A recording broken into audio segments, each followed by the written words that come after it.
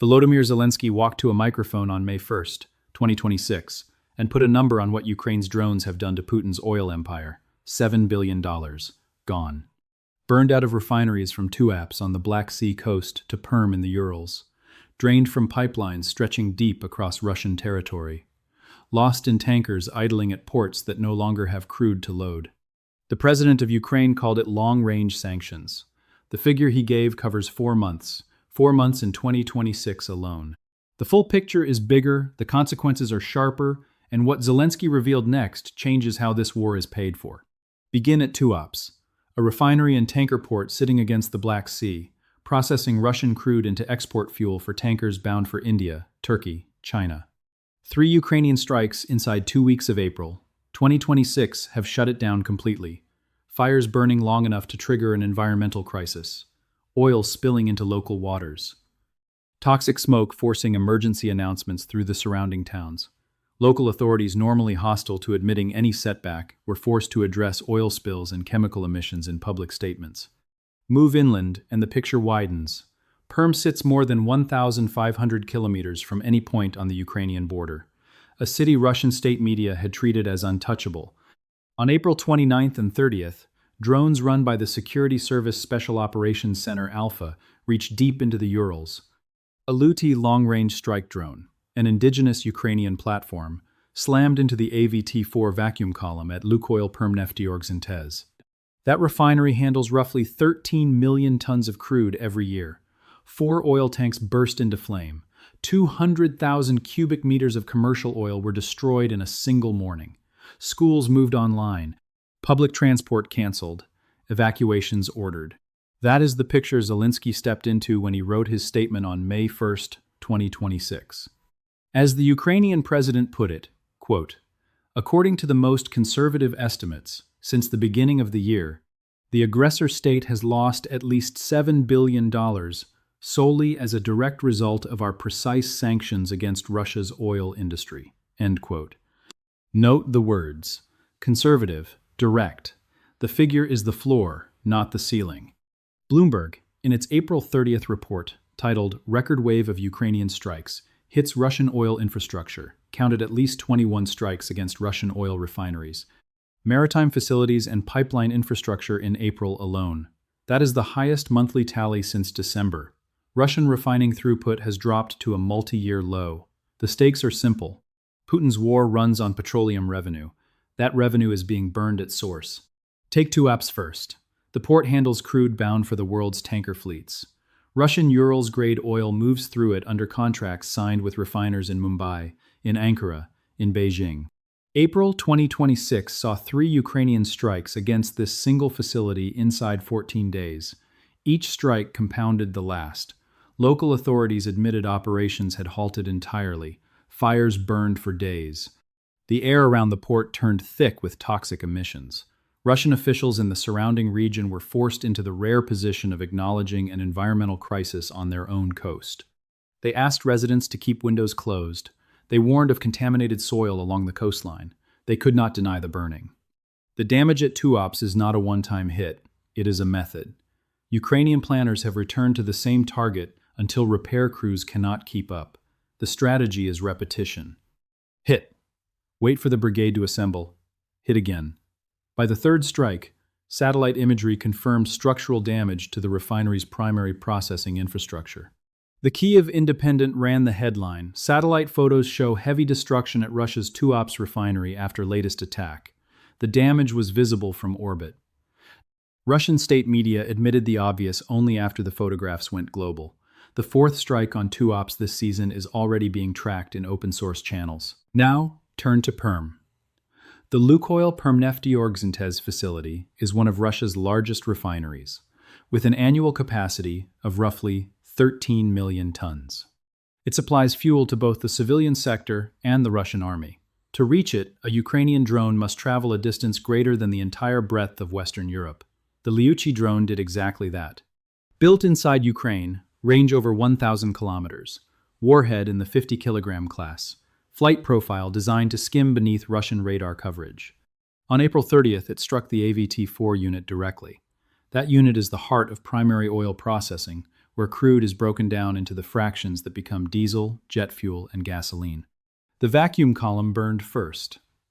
The atmospheric distillation column burned next.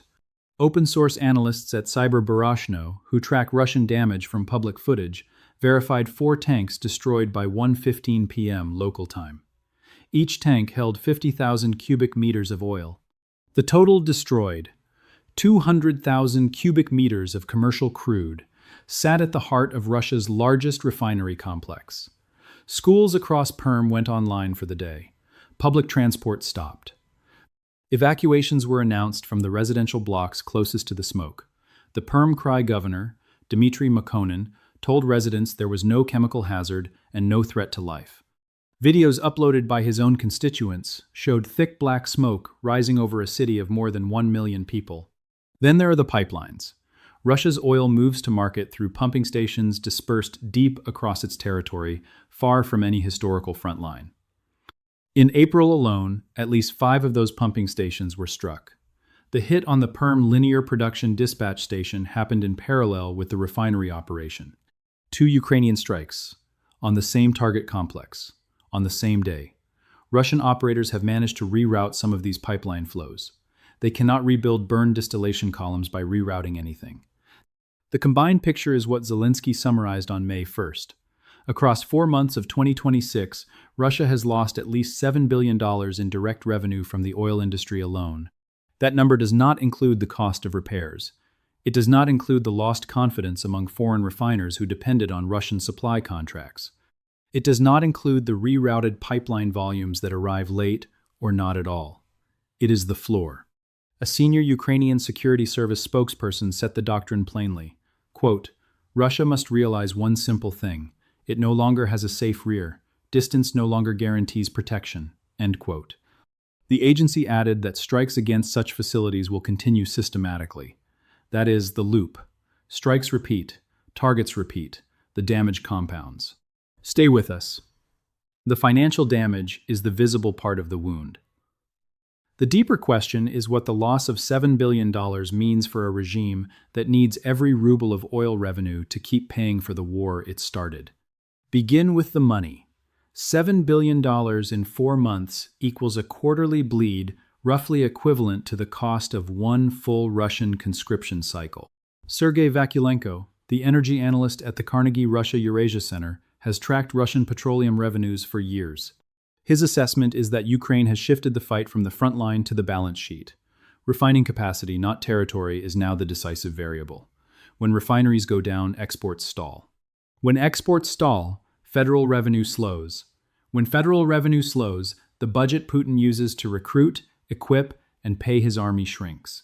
Jack Watling at the Royal United Services Institute in London frames the campaign as a deliberate strategic shift. According to Watling's recent assessments, Ukrainian planners have moved past the question of whether deep strikes are possible and into the question of whether they can be sustained. The answer, based on the April tally, is yes.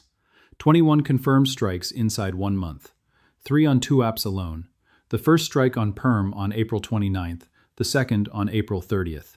The pace is accelerating, not flattening.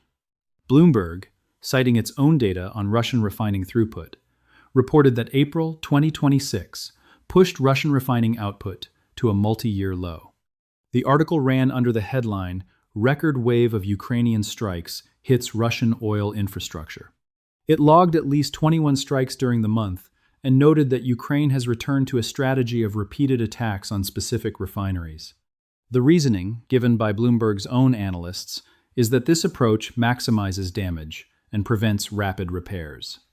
Tatiana Stanovaya, the Carnegie Senior Fellow who studies Kremlin decision-making, argues that the Russian state apparatus is now improvising responses it cannot scale. Air defenses cannot cover every refinery. Repair brigades cannot replace destroyed processing columns overnight. Insurance markets cannot absorb the rising cost of guarding tankers in waters Ukraine can reach. Each problem has a fix. None of the fixes scales to the size of Russia's petroleum infrastructure.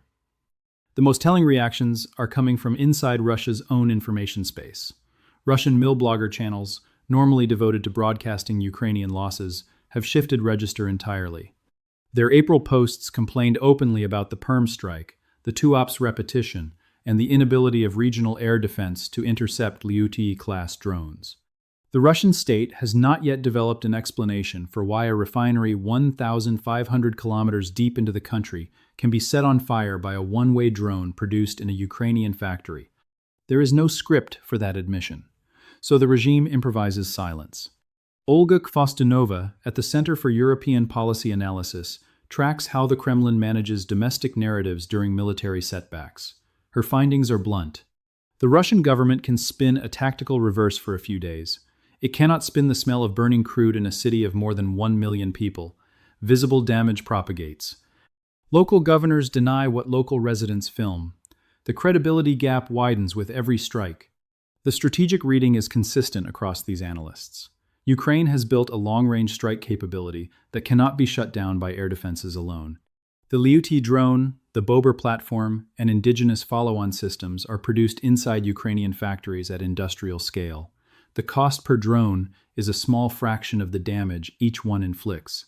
A vehicle worth tens of thousands of dollars takes out a refinery unit worth hundreds of millions. The asymmetry runs in Ukraine's favor. The asymmetry is widening. Putin's bet was that distance would protect the engine of his war economy. That bet has now collapsed. The geography Ukraine cannot reach with drones is shrinking month by month. The geography Russia cannot defend is expanding, and the financial register Zelenskyy revealed on May 1st, 2026, is rising in time with the campaign, $7 billion in 4 months. The trajectory points upward. Each new target adds to the cost. Each new strike adds to the precedent. The campaign has crossed from raid into doctrine. Putin's choices have made the damage worse than the strikes alone could explain. The Russian state has spent the past 4 years militarizing every visible institution and hollowing out everything else. Air defense batteries that should be ringing refineries instead sit on the front line in Donetsk Oblast. Anti-drone units that should be defending the Volga industrial zone are watching the sky over occupied Crimea. There are not enough systems to cover every Russian asset that matters, because Putin is fighting a war whose territorial ambition outruns his country's capacity to defend its own infrastructure. The economic cost is rolling over the federal budget. Russian energy revenues funded Putin's recruitment bonuses, his casualty payments, his contracts with Iranian Shahed factories, his bulk orders of artillery shells from North Korea. Each tranche of refinery damage cuts into the same line item. Russian regional administrations have begun reporting delays in promised infrastructure transfers, hospitals waiting for refurbishment funds, roads waiting for repaving budgets. The shortfall has a name now. The name is the refinery campaign. The propaganda apparatus has become its own liability. Perm Governor Dmitry Makonin's announcement that there was no chemical hazard ran on regional media, while videos of black smoke and burning oil tanks traveled across global feeds. Local residents read the official statement, looked out of their windows, and concluded the state was lying. Trust erodes once. It does not return. There is a final layer. Russian rank-and-file units protecting these facilities are being asked to defend impossible perimeters with depleted equipment. The Lyuty drones arriving over Perm did not face modern interception. They faced exhausted batteries firing into a sky too wide to cover. The conscripts manning those positions had been told they were guarding a strategic asset. The asset burned in front of them. Putin's soldiers are not failing. Putin is failing them. By sending drones too few, radar too old, and orders too late. Return to the figure Zelenskyy gave on May 1st. $7 billion. 4 months. That is what is on the table today. The Ukrainian president closed his statement with a line that should be heard in every chancellery still hesitating about long-range capability. He said relevant decisions are already being prepared. Translation. Ukraine intends to scale the campaign. The pipelines reached in April are the start. The refineries reached in April are the start. The deep targets in the Urals are the start. The tooling that produced the Lyuty class is being expanded inside Ukraine right now. The Bober platform is in series production. New indigenous designs are entering testing. The drones that reached Perm at 1,500 kilometers are not the longest-range systems Ukraine intends to field. Putin is being told, in fire and figures, that the safe rear no longer exists. The figure rises every week. The map of his vulnerable infrastructure expands every week. What Zelenskyy hinted at on May 1st, and what he did not yet say out loud, is the next phase of targets and the next ceiling on Russian energy revenue. The scale of that next phase is the question worth asking now. Ukraine's drone industry has crossed a threshold it cannot uncross. The next phase of strikes will reach further than Perm. The next damage report will be higher than $7 billion. Reuters has begun tracking Ukrainian production figures, suggesting monthly long-range drone output has climbed sharply against the same period last year. The exact numbers, the named platforms, and the targets already being mapped out by Ukrainian planners we will lay out in the next video, including the one Russian asset Putin can least afford to lose. For the full Russia oil collapse playlist on this channel, the link sits above. If you want every revelation about Putin's failing war economy as it lands, subscribe to Frontline Updates and ring the bell. Stay with us. The cost to Putin is climbing.